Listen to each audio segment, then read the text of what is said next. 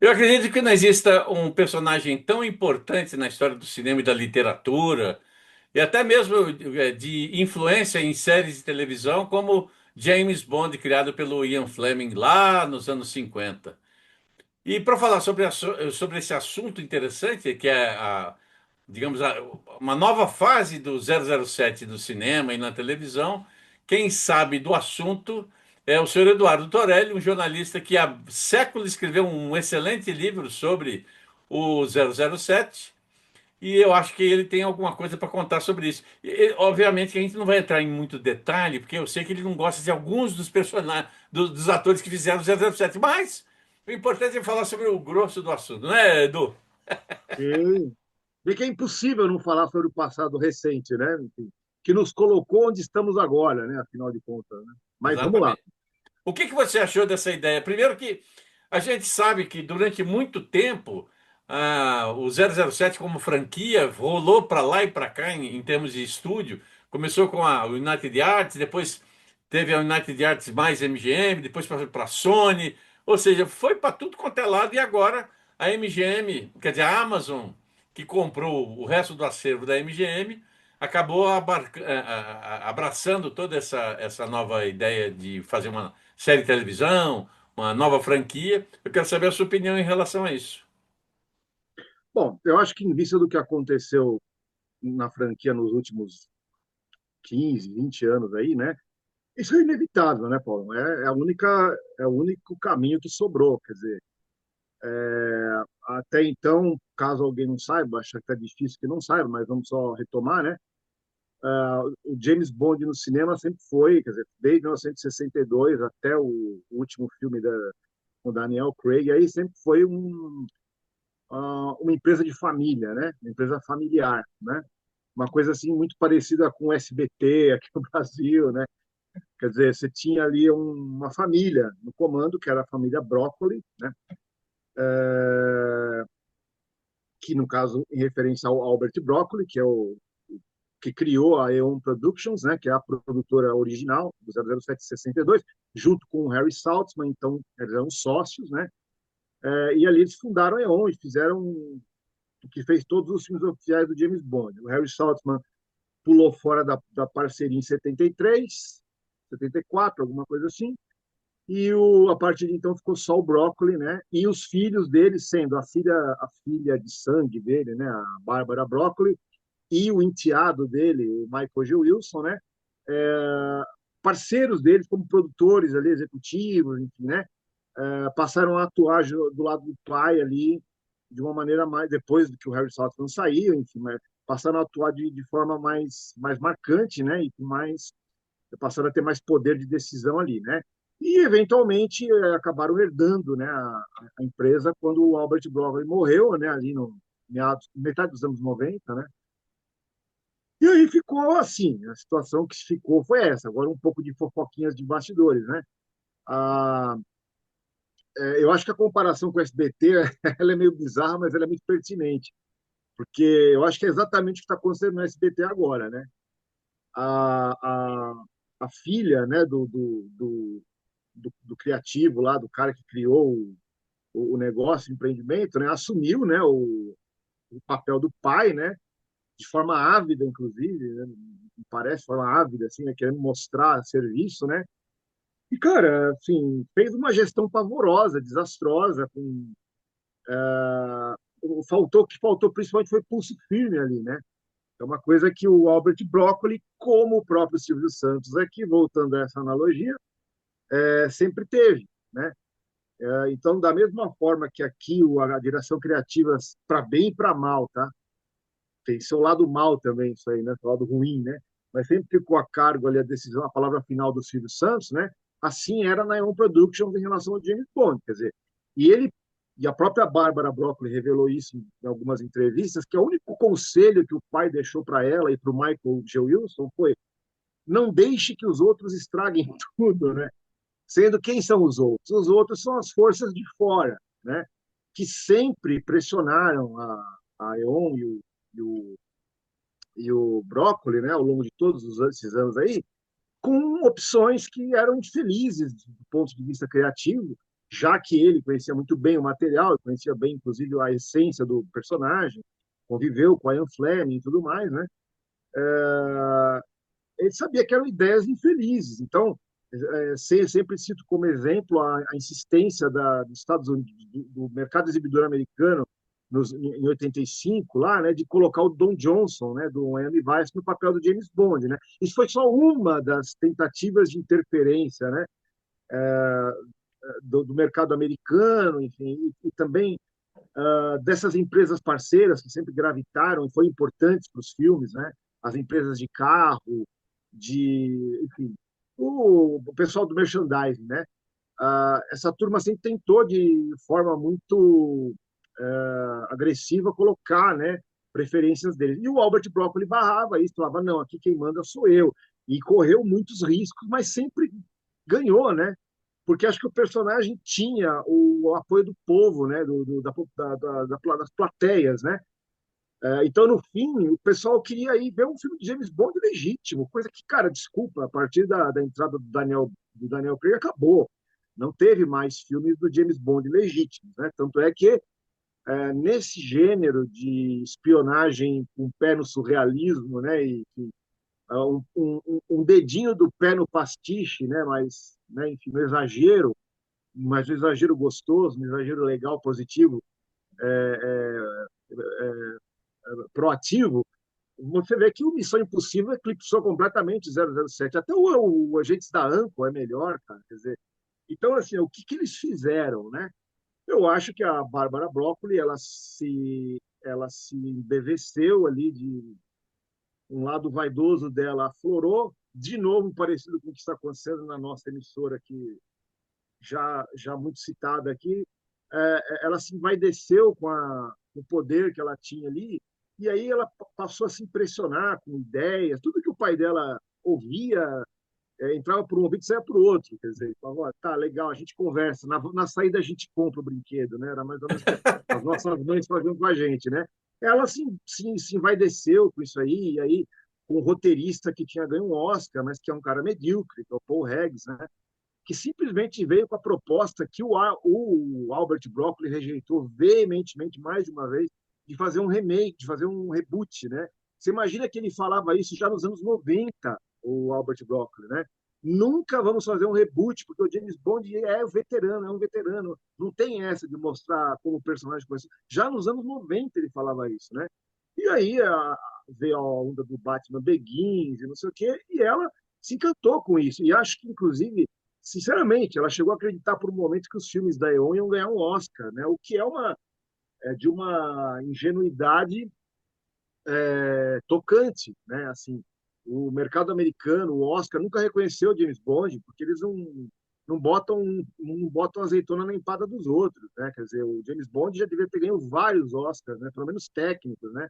E nunca ganhou ali no Thunderball e no Goldfinger lá nos anos 60 e acabou, né? Cara, ele Germânico. ganhou, desculpa, não querendo atrapalhar o senhor, mas eu acabei de rever um vídeo interessante sobre os ganhadores de canções, e o James, os dois últimos filmes, o Skyfall ganhou o Oscar de melhor canção, e qual que é o seguinte? O O Spectre? Spectre. É, os dois Então, ganharam. mas valeu um prêmio de canção, Paulão? Valeu? É, não, Não, eu acho que, não, né? eu acho Não, que é que eu acho que ela, não, é que eu acho que ela aspirava a prêmio de direção, a sim, com prêmio de melhor certeza. filme. Ela É. enlouqueceu, né? E o que também eu não acho que, cara, eu não acho que James Bond mereça ganhar o Oscar de melhor filme. Não é que não merece, é que eu acho que isso. Eu tenho uma questão em relação a isso que eu divirjo de muitos amigos que gostam de cultura pop, que é nesse sentido, eu acho que assim, eu acho que o entretenimento, cara, ele em si ele é uma categoria. Eu acho que deveria existir o Oscar de melhor filme de entretenimento, alguma coisa assim. Eu acho que o melhor filme tem que ser alguma coisa que diga mais à sociedade como um todo, que traga temas humanos, né? Claro que não dessa forma estúpida que tem sido hoje, que é essa forma lacradora que é vazia, é rasteira, só isso. Mas assim, você teve no passado filmes que ganharam Oscar e que tocavam em pontos sensíveis, como racismo, que tinham um discurso honesto, verdadeiro e consistente para apresentar. Então, eu acho que não tem nada a ver, mas eu acho que ela se permitiu sonhar com essa maluquice, né? E ela foi deixando. E aí o que aconteceu? Agora voltemos lá para o que aconteceu. Fizeram um excelente filme de ação, que é Cassino Royale, e também uma excelente adaptação do livro, tá? Sempre cabe essa ressalva, é importante dizer que o livro é horroroso. Agora as pessoas ficam, pelos jogos são os mais jovens aí, tem uma coisa, uma paciência com o Cassino Royale que eu não consigo entender, quer dizer, o livro, tá? É um livro chatíssimo, foi o primeiro que o Ian Fleming escreveu, inclusive é uma novela, né? Ele é um livrinho assim, ele não tem nem assim ele não tem nem o volume, né, e o escopo já do segundo livro do Me Deixe Morrer, dos próximos dos romances que realmente eram romances, né? O Cassino Royale é quase um conto, né? E é só aquela história do Le Chiffre, ali não tem mais nada, é aquela rusga particular que acontece entre eles, né? E que eu nunca imaginei que mesmo que desse para fazer um filme com aquilo, né? Não fizeram por outra razão, você sabe, a gente já discutiu em outras ocasiões, porque os direitos tinham sido vendidos lá atrás, em 54, 53 ainda, quer dizer, enfim, então fizeram aquela comédia e blá blá, depois voltou por uma convergência, voltou para as mãos aí dos detentores do copyright, eles finalmente fizeram o Cassino Royale. Mas o fato é que é uma história fraca, né? Que funciona muito bem no livro, porque no livro ele fica te contando o que está acontecendo dentro da cabeça dos personagens durante o jogo. E é muito difícil fazer isso no cinema. E eles conseguiram fazer uma coisa muito interessante no cinema. Então, fizeram um bom filme com Cassino Royale. Mas a partir do momento que eles decidiram rebutar a série, eles ficaram só com aquilo. É o exemplo que eu dou. Eles compraram uma bela cristaleira para casa, mas para colocar a cristaleira dentro de casa, eles jogaram toda a mobília que eles tinham fora. Ficou só a cristaleira. E aí faz o que com a cristaleira? Porque, assim, cansou a novidade, tá?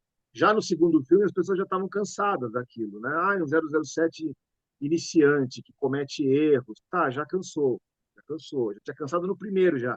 A promessa era que a partir do segundo a história fosse para algum lugar. Não, ele ficou com esse status de agente errático, é, meio amador, né? Meio inexperiente, quase até o final da. Aí, de repente, no Skyfall, ali, ele já era um veterano, quer dizer, ficou um negócio, uma salada, um negócio. E assim, eles nunca conseguiram sair do enredo do Cassino Royale. Por quê? Já que eles quebraram a ponte com o passado, né, de forma deliberada, sem pensar, eles não tinham ao que voltar. Por exemplo, eles podiam depois, já no quarto, terceiro filme do Daniel Craig, ter pego um elemento da Era Brosnan, alguma coisa do. Não, não tinha o quê, era só aquilo. E aí eles ficaram com dois conceitos bons, que eram, vai, o do Cassino Royale, do filme, e a Spectre, que eles puderam voltar a usar, mas eles não conseguiam sair do Cassino Royale. Foram, na verdade, quantos filmes? Cinco, né? É. Foi uma era inteira de filmes do James Bond, lá se vão muitos anos, muito tempo perdido, gravitando em volta de um único filme, que é o Cassino Royale. Não saiu disso, né? E aí, cara, eu acho que com esse último filme aí, que eles mandam literalmente um míssil no James Bond, destrói tudo, eu brinco que eu acho que isso aí foi a solução, foi a Arca de Noé. Assim, aquele momento em que Deus falou assim, sentou e falou assim, meu Deus, o que foi que eu fiz, né? Ele olhou lá da criação até o Noé, e falou, meu Deus do céu, isso aqui não foi para lugar nenhum. Eu preciso começar tudo de novo, mas eu não sei o que fazer com o que eu já criei, né? E eles literalmente destruíram tudo com um míssil, né? Não tem nada mais emblemático do que isso, né? Assim, é maravilhosa a analogia, inclusive. É o que tinha que fazer mesmo, mandar um míssil naquela bosta toda e destruir, porque eu não tenho o que fazer com aquilo. Agora, futuramente, tá, isso aí vai ficar como uma coisa, uma curiosidade, eu acho, como um amigo meu até comparou uma vez, as pessoas têm esse erro também, cara, de comparar quadrinho com cinema, né? Existem similaridades, sim, principalmente narrativas, mas, cara, não dá para você falar que o Cassino Royale vai virar tipo uma graphic novel no futuro, uma piada mortal ou um Cavaleiro das Trevas do 007, porque assim, o problema de você fazer isso no cinema é que enquanto os quadrinhos você pode fazer tudo isso ao mesmo tempo, você continua lançando o título regular, mas você lança o Cavaleiro das Trevas, sacou? Tudo bem, é como fizeram em 83 com o Octopus e o Nunca Mais Outra Vez. Eles lançaram juntos, mas você tinha duas vitrines para fazer isso, certo? Você tinha a vitrine não oficial, com o Nunca Mais Outra Vez, e o produto original com a EON, que é o. Só que aí como é que faz? A EON mesmo não queria outra produção, então ficou só isso, ficou só com o Cavaleiro das Trevas. E, desculpa, Batman não é só Cavaleiro das Trevas. Cavaleiro das Trevas é um episódio muito importante na trajetória do Batman. Mas não é Batman, não resume a essência do Batman, certo? Tem outras coisas muito importantes. Então, nos quadrinhos, você pode lidar com isso simultaneamente, vendendo os dois gibis ao mesmo tempo. No cinema, não, ficou aí quantos anos? 15, sei lá, eu me perdi no tempo aí, mas de 2007, né, até há pouco tempo atrás, aí ficou só essa porcaria. Então, o que fazer agora, Paulo? O que eles estão fazendo? Eu acho que chegou um ponto que a Bárbara Broccoli, também outra coisa, agora eu acho que acredito que a pressão é demais para ela, principalmente dessa maldição do politicamente correto, essa maldição da lacração.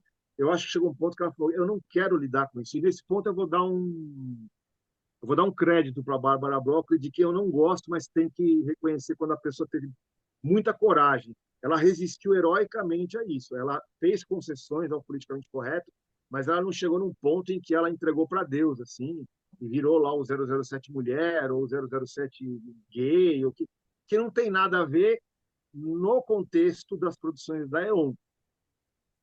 Agora, se a gente se deslocar para esse futuro que vai vir agora, eu sou o primeiro a dizer que eu sou favorável a ter produtos dentro da franquia 007 que sejam com protagonistas negros, gays, mulheres, tudo isso, tá? Que é uma ideia que eu nunca sei, eu não sei porque eles não puseram em prática antes. Quer dizer, você tem vários agentes 00, você não tem só um, né? Por que Uhum. não um agente 00 gay? Eu topo. Eu só não acho que o 007 tem que ser gay. E não é por preconceito, é porque não é o personagem. Só isso. Assim como o Blade, se você colocar um cara lá, um ator com feições nórdicas no Blade, eu não quero isso também. Eu quero um Blade negro, porque isso tem a ver com o personagem, tem a ver com o que era o Blade quando ele surgiu lá, era o faquista aqui no Brasil, a gente conhecia ele como faquista, né? Eu nunca gostei de gibi de super-herói, mas eu conheci o Blade porque eu gostava de terror e apareciam as histórias dele na Tumba de Drácula, né? Então, assim, o faquista sempre foi negro, cara. E tem a ver o fato dele ser mestiço, dele ser rejeitado dele ser vítima de preconceito, não é racial, mas enfim, serve como metáfora para preconceito. Então, assim, isso está na gênese do personagem. Agora, já me antecipando, e não vou parar por aqui, daí vamos ver como é que para que lado você vai querer levar isso. Eu acho que agora, já que não teve mais para onde ir, né, vamos ter que arriscar, certo? Vamos ter que arriscar.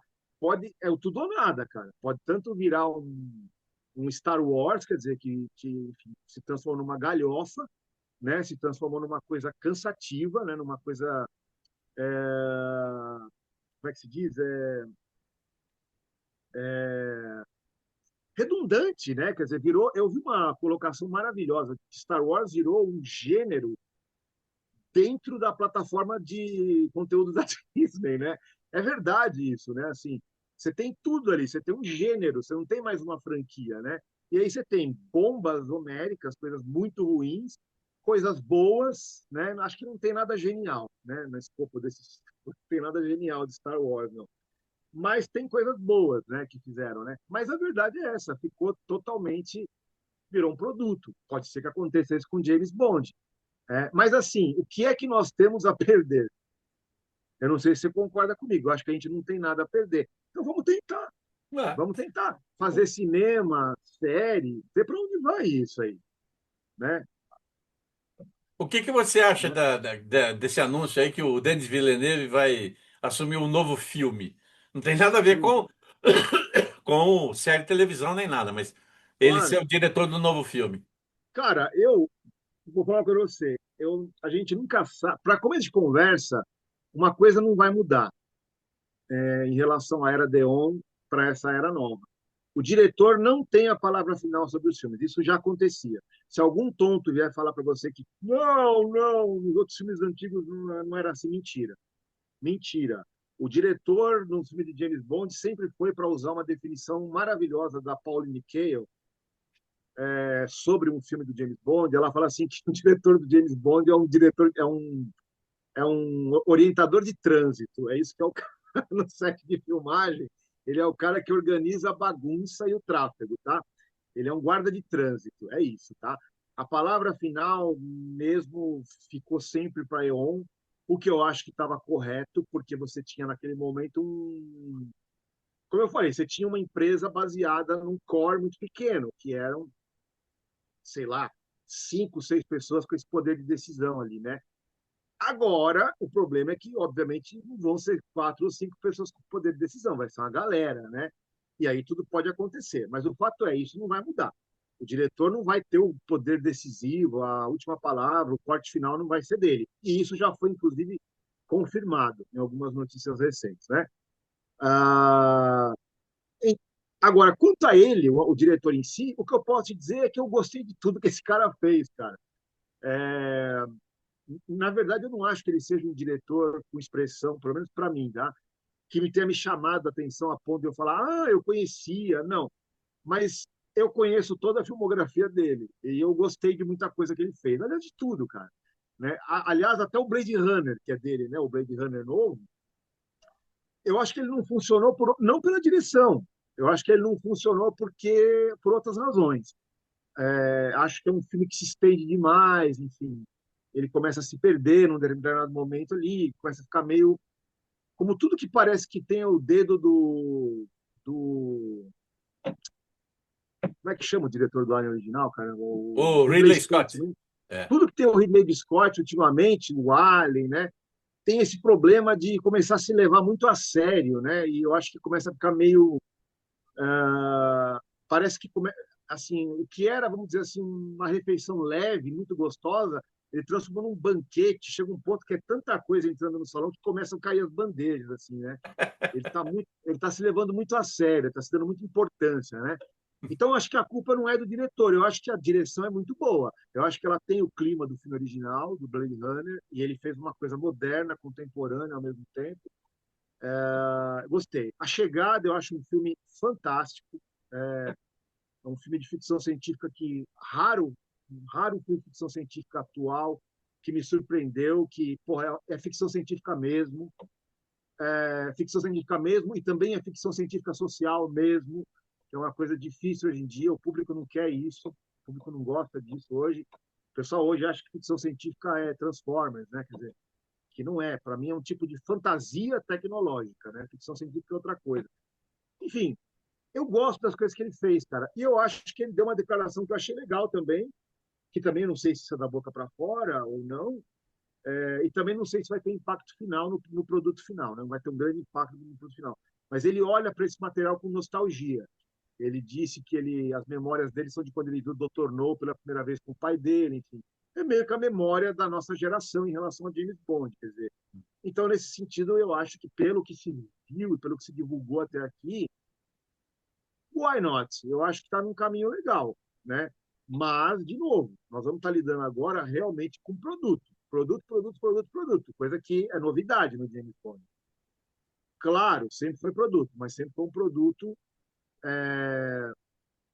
que, enfim, que queria, até, vamos dizer assim, inclusive se comunicar com um perfil de consumidor que não era o consumidor de massa, não. O James Bond sempre vendeu champanhe, relógio caro, isqueiro Zippo, né? James Bond era isso. O marketing do James Bond era para uma categoria de consumidor que não é muito, vamos dizer assim, shopping center, não, né? Edu, me diz uma coisa, o que que você acha dessa especulação dos três nomes de atores para substituir quer dizer, para entrar nessa nova fase com o Denis Villeneuve? Cara, eu vou te falar uma coisa, assim, eu antes de qualquer coisa, deixa eu deixar uma coisa aqui bem clara, né? Porque eu acho Daniel Craig assim a pior opção ever, assim. Eu nunca vi, sério, assim, eu nunca vi um tamanho miscasting num personagem como o James Bond, que é um personagem criado para ser um personagem mais suave, né? Tanto é que ele tinha o apoio da tecnologia. Se ele fosse um troglodita, não precisava disso, era até incoerente, né? E puseram aquele cara que, assim, você pode colocar o melhor smoke nele, desculpa, ele continua parecendo um segurança de puteiro europeu. Assim, é um cara que não tem elan, não adianta, é tosco, ele fez um 007 burro, depressivo, sem alegria de viver, aquele horário de peixe morto. Cara, tô nem aí se a mulherada acha ele sexy, se achar que bom para ele, que bom para a mulherada também. Mas eu acho que o James Bond tem que ser um cara com um outro pique, assim, É um personagem que tem que viajar um pouco mais incógnito assim do que o Daniel Craig, que realmente assim, parece um marombeiro assim no smoking, né? Bom, tem três caras aí, o que eu vi aí dos três. Eu acho realmente essa a pior opção é o Homem-Aranha lá, o Tom Holland, né? Esse realmente não tem nada de James Bond, nada, fisicamente, assim, eu digo, não Não, tem, não, peraí, calma, não calma, tem pera. cara Ele de tem James Bond, sim. assim, Ele tem sim, sabe de que jeito? Porque tem uma série do James Bond jovem, né?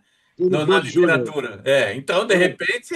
Não, então, eu diria que o James Bond Jr. seria o Harris Dickinson, que aliás, não tem nome mais britânico do que esse, né? Harris Dickinson, né? É, com certeza. O nome é bom para ser ator de James Bond, mas também eu acho que ele até, cara, ele tem um tipo que eu acho que passa pelo 007, sim, que a gente sempre imagina meio uma coisa entre o que o Ian Fleming descreve no livro dele e, claro, os que mais marcaram, Sean Connery, Roger Moore, né? Enfim, eu acho que ele tem pinta, mas é muito novo, como você falou. Eu acho que dos três aí, cara, o que tem mais pinta, assim, mais forte, é esse que eu não conheço, tá? Esse Jacob Elord, não sei se é essa a pronúncia. Enfim, eu não conheço o cara, mas eu vi uma matéria em vídeo, né, sobre esse assunto, tinha imagens em movimento dos três. Assim. Ele é o cara que mais eu acho que você colocar ali um smoking nele, eu acho que é o cara que mais passa por James Bond ali. E é um cara que parece um pouco mais velho, mais curtido do que os outros dois, né? É, ele é australiano, inclusive. Então, que nem bom, o George Lazenby, né? Quer dizer que não foi É. uma experiência boa na época, mas enfim, né? Eu gosto dele como James Bond também. Não é bom ator, mas naquele filme funcionou muito bem, que é um filme muito físico. Acho que ele tem um tipo bom. Mas enfim, eu acho que é o cara que dos três aí é o que eu acho mais interessante. Agora, eu estava pensando nisso, né? É muito difícil a gente imaginar quando você ouve a primeira vez a menção, né? Eu, por exemplo, a primeira vez que eu ouvi falar no Pierce Brosnan como James Bond, eu achei a ideia ridícula, cara. Assim, aí, quando eu vi ele no filme, embora eu continue achando que ele estava muito jovem ainda no GoldenEye, né, que é o primeiro, né, ele está ótimo já no segundo, no Amanhã Nunca Morre, tá perfeito, cara. Então, assim, é muito difícil a gente também imaginar só de olhar o ator, né, porque, cara, James Bond tem toda uma postura, tem todo o mise-en-scène, tem a roupa, tem o ângulo de câmera, tem o cenário ao redor, tem a Bond Girl que vai interagir com ele. Tudo isso aí faz parte vamos dizer assim, da, do desenho de produção do filme, né? Até o ator é parte do desenho de produção do filme. Precisa estar arrumadinho, precisa estar caracterizado, vamos dizer assim, né? E aí, às vezes, tem uma surpresa. Eu realmente acho que o Pierce Brosnan, para mim, foi uma surpresa. Porque, por exemplo, quando eu ouvi o anúncio nos anos 80 lá O Timothy Dalton. eu adoro, do Timothy Dalton, eu já vi ele com a roupa, com o smoking, já foi o anúncio dele como ator, como James Bond, né? Então ele já faz aquela coletiva de imprensa, o cara já entra de gravata e tudo mais, quer dizer, para mim estava tudo bem, corte de cabelo, certo. Então a gente vê esses caras assim num vídeo aí almoçando num shopping, cara, é muito difícil saber se vai funcionar ou não. Mas eu acho que dois aí tem um shape bom para ser o 007, assim. Mais esse cara, esse Jacob Elord aí, que eu não sei. Então, tudo que se divulgou até. Se bem que isso aqui, na verdade, é só uma lista de desejo da Amazon, né? Isso aqui não tem nada, como sempre, não tem nada certo até chegar perto do lançamento mesmo, enfim. A EON fazia isso muito bem, né? Eles adoravam fazer suspense, ficavam jogando com essas elucubrações, com essas apostas aí, sem falar nada, sim ou não. Deixaram, inclusive, por muito tempo o nome do Clive Owen, né? Ventilar como possível James Bond, e ele nunca foi James Bond. Teria sido um bom James Bond, eu acredito, eu acho, né? Mas parece que eles até isso eles usavam, né, a favor da promoção do 007. Nunca deram o prêmio para o cara, mas deixavam. Então a gente não sabe. Acho que aqui eles vão continuar com esse joguinho. Eu tenho a impressão que eles vão fazer muita coisa parecida com o que a um fazia, sabe? Uhum. até esse diz que me diz aí, eles não são bestas, eles sabem que isso aí sempre rendeu muita discussão. Até agora, na fase do Daniel Craig, ficava aquela coisa, ai, agora vai ter uma mulher de James Bond, lembra? No final teve uma mulher lá que assumiu o 007, mas foi muito bem feito o que eles fizeram. Ela assume o 007 temporariamente. Então, você entendeu? Assim, eu falei, eles conseguiram, com todas as críticas que eu tenho à gestão da Bárbara Broccoli, tem que reconhecer que eles conseguiram jogar com o mercado sem entregar. Né? Eles flertaram com o noivo sem chegar ao altar, né? E fizeram lá, conseguiram manter lá relativamente a identidade das produções, embora eu acho que tenham acabado com o James Bond. E você vê, escolheram um ator branco de olhos azuis e foi uma merda. Então tá aqui dizendo, tô dizendo claramente que a questão não é só racial ou não sei o quê. Que, cara, tem que ter o mojo, para usar o termo do Austin Powers, né? O mojo, tem que ter um mojo, né, cara? E, cara, realmente, eu não acho que um ator negro vá combinar com o James Bond, um ator, ou um James Bond gay, bissexual. Isso tudo é uma patetada. Nesse possível futuro de exploração multimídia do personagem, eu sou o primeiro a dizer que eu gostaria de ver um universo James Bondiano povoado por todo tipo de diversidades, contanto que isso não seja só pela diversidade. Se acrescentar alguma coisa à história, eu acho legal. Se Tem uma- acrescentar uma série sobre uma 00 mulher, mas não só porque é mulher, uma série foda, legal pra caraca, com uma 00 mulher. Eu quero, eu gosto disso. Qual é o problema? Eu vou gostar eu vou consumir isso aí. Mas tem que ter a pegada da franquia, a pegada do universo do James Bond, né? A mesma coisa, se você quiser fazer um double O gay, sem problema para mim também. Não vejo, eu acho que isso aí não vai ser nem.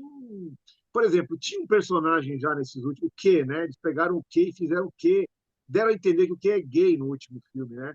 Cara, isso foi muito bem feito, não foi feito de uma maneira patética, né? Assim, impositiva, que acaba virando, na verdade, vira contra o discurso, fica ridículo, né? Ué, o cara é gay, mas isso aí não é uma coisa que norteia a temática da história, do personagem,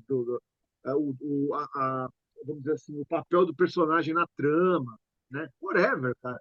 Tudo bem. Só como fã, e realmente eu acho que isso é a melhor coisa. Assim, eu não comprometeria o personagem, a Coca-Cola original. Né? Eu sempre falei isso. Coca-Cola, o 007 tem que ser a Coca-Cola original, e aí você lança todas as cocas que você quiser, Diet, café, Sherry Coke, o que você quiser, cara. Mas não mata o produto, que foi o que eles fizeram. Eles pegaram o Daniel Craig e mataram todo o passado da franquia e ofereceram uma coca diferente, cara. Não era a mesma coca. E aí não tinha mais o protegido. E o que aconteceu? A concorrência fez um tipo de similares, assim, né? Vamos dizer assim, saíram várias Pepsi Colas, assim, né? Como o próprio Missão Impossível, o próprio o Kingsman, tudo isso aí são Pepsi Colas, né? o Protetor com o Denzel Washington. Então, que o Protetor já é um personagem diferente, né? É um personagem, não é um agente secreto, assim, a rigor, na linha do James Bond. Mas, ó que legal, imagina um Double O negro com a atitude do Denzel Washington no Protetor. Eu acho isso do cacete, eu gosto. Mas eu só preferia que deixassem o James Bond original. E aí, também você falou do James Bond jovem, né? Você sabe que isso é uma coisa que o Star Wars tem feito muito mal, né? Com a juventude do Han Solo, a juventude do. Agora eu acho que até do Boba Fett, né? Quer dizer, eu parei de acompanhar, sinceramente. Mas, assim, o James Bond literário já fazia isso aí com o pé nas costas lá atrás, lá nos anos. No final dos anos 90, você já tinha ali o James Bond. Ali você teve na televisão James Bond Júnior, né? Como você falou, que era um desenho animado, né? Que eu acho uma exploração muito legal, muito simpática do 007. E você teve na literatura, você teve os livros do James Bond, do Young Bond, né? Que nada mais era do que um James Bond adolescente, né? Quer dizer, Cara, é um negócio que tem nitidamente uma inspiração em Harry Potter, ali se percebe. Eu li três, né? Li três livros, só os três primeiros, né? Eu gostei, assim, apesar de ser mais pasteurizado, né? Ah, fizeram uma coisa legal. Então, por que não também fazer um James Bond em outra época, né? Um James Bond na Guerra Fria? Olha, beleza, você tendo várias vitrines, é o que eu falo. Eu aceitaria o Daniel Craig como uma, para usar esse exemplo que esse meu amigo deu, que é um exemplo até bacana, inteligente, como uma graphic novel, né? Se não tivessem matado a série original, entende? Quer dizer, uh, se a série original tivesse continuado, eles tivessem feito isso aí que eles fizeram com Daniel Craig numa série de televisão ou num filme paralelo, ok, né? Mas não, eles, na verdade, eles mataram o produto original e só sobrou a variação, né? Então, se eles forem realmente fazer esse negócio desse universo estendido aí, eu não sei que nome se daria para isso, mas seria mais uma exploração multimídia do personagem, eu acho que pode ser uma coisa que seja legal para o 007. E não é estranho, não é estranho no universo do 007. Se você pegar, por exemplo, quadrinhos, né? Tem quadrinhos também que exploram o 007 de outra forma. Os livros, por exemplo, tem um livro que fizeram há pouco tempo aí, que é um James Bond na atualidade. Tem um outro, que é A Face do Mal, que é o que eu mais gosto, livros escritos por autores que tiveram a autorização, né? Da Ian Fleming, da empresa da Ian Fleming, da empresa, da Fundação Ian Fleming lá. A Face do Mal é um James Bond nos anos 60. Ele fez um James Bond que é uma continuação direta do Homem da Pistola de Ouro. Quer dizer, já foi feito isso no passado e bem feito. Então, why not, né? Eu, particularmente, não acho que isso seja ruim. Não sei qual é a sua opinião, mas é o que eu gostaria, inclusive, de saber. Que você é um cara que conhece muito essa coisa de exploração midiática, é muito mais aberto para isso do que eu. Eu quero saber o que você. Desculpa, não sei se eu deveria estar fazendo a pergunta, no caso, mas eu gostaria de aproveitar a opinião para saber o que você está achando disso tudo. Se você acha que vai ser uma bomba, porque eu também posso estar sendo ingênuo, posso estar entrando numa furada, né? Enfim. Eu não tenho nenhum comentário. Poxa, Não, obrigado, hein? Eu falo, e depois tomo uma resposta política dessa, quer não, dizer, não, não tem nem como. eu vou dar a resposta, claro, pô. Eu É. acho o seguinte, eu sempre tenho um conceito que o básico é o seguinte: nunca invente a roda já foi inventada, né? Eu fico sempre desconfiado quando alguém fala assim: ah, nós vamos criar uma série que vai contar a origem de personagem X ou Y. Eu falei: isso é roubada, porque a gente já sabe o que é o personagem. Eu não quero saber da infância do Hans Gruber para saber que ele é um baita de um vilão de Ah, eu Duro de concordo. Matar. Ou como foi difícil a vida do casal, né? Do Ai, meu Deus, nossa só. Como é que é o Do nome John do. McClane, Hã?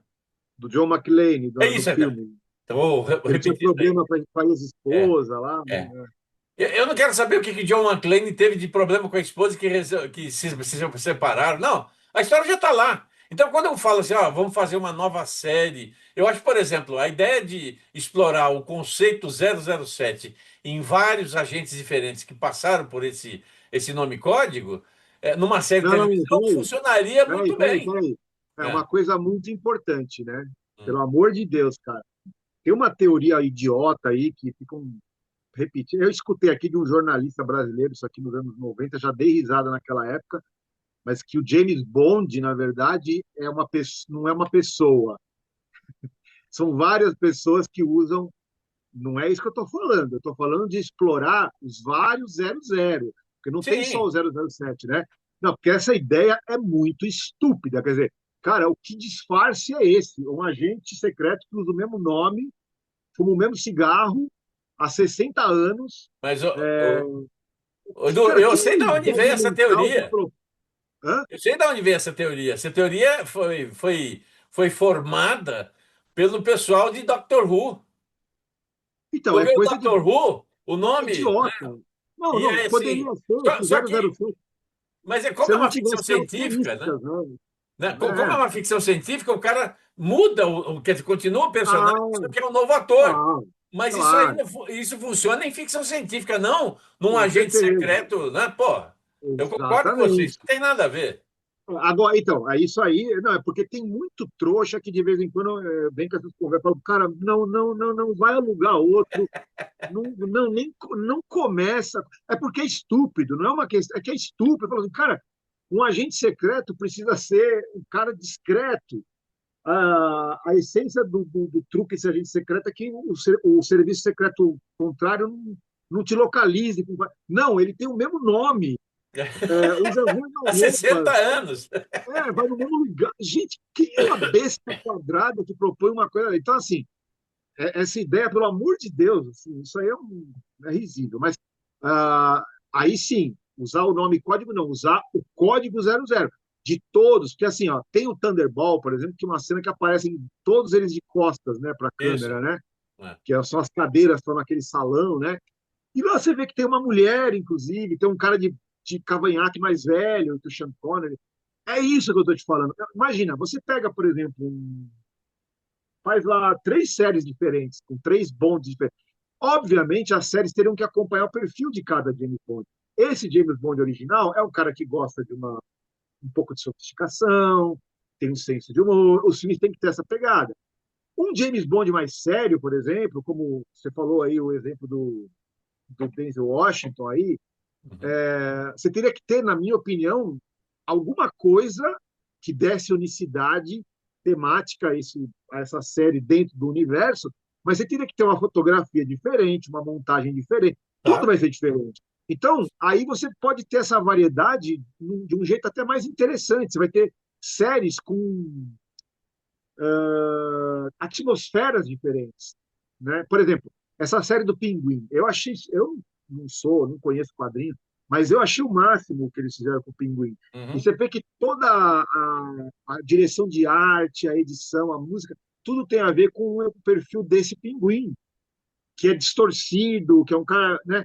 Enfim, é, imagina essa ideia aplicada ao universo do 007, por exemplo, né? Agora, cara, por exemplo, poupe-me de me contar a origem humilde do Goldfinger, como ele se tornou mal, porque ele sofreu preconceito. Eu estou cagando para isso e acho que o mundo já deixou bem claro que está cagando para ninguém quer ver o lado bonzinho do Blofeld. Para com isso. Cara, aí voltamos ao Albert Broccoli, né? Que esse é o problema quando você pega a vaidade da indústria do cinema, né? Todo mundo é muito vaidoso, os críticos também se enquadram nessa categoria, né? Ah, quando ele contratou lá os roteiristas para fazer a adaptação do Dr. No, ele um belo dia foi olhar o que os caras estavam fazendo no roteiro e eles tinham mudado tudo, porque eles achavam que Dr. No era muito cafona.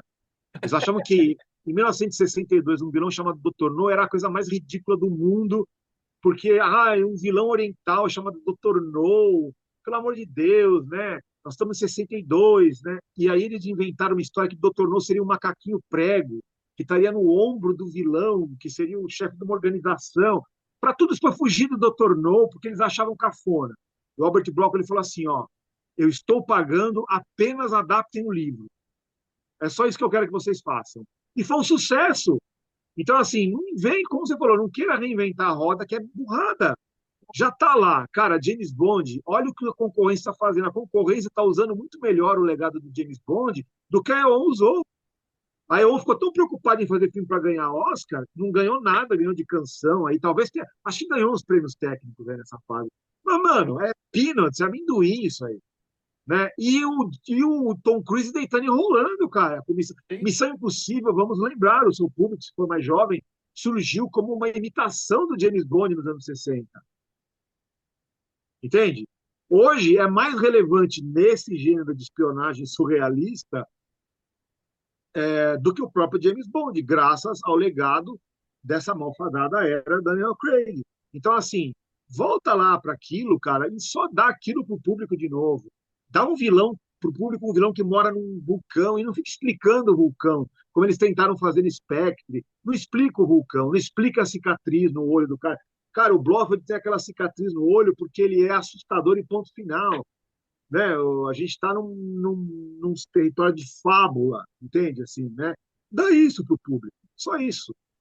Beleza. Meu caro, Meu caro Eduardo, obrigado pelo papo. Acho que você esclareceu muitas pessoas em relação ao que esperar e o que não esperar, né, dessa nova fase do Agente 007. Obrigado pelo papo e em breve conversaremos sobre outro assunto importante chamado Planeta dos Macacos. Demorou, demorou. Cara, sempre um prazer, viu, Paulão? De verdade.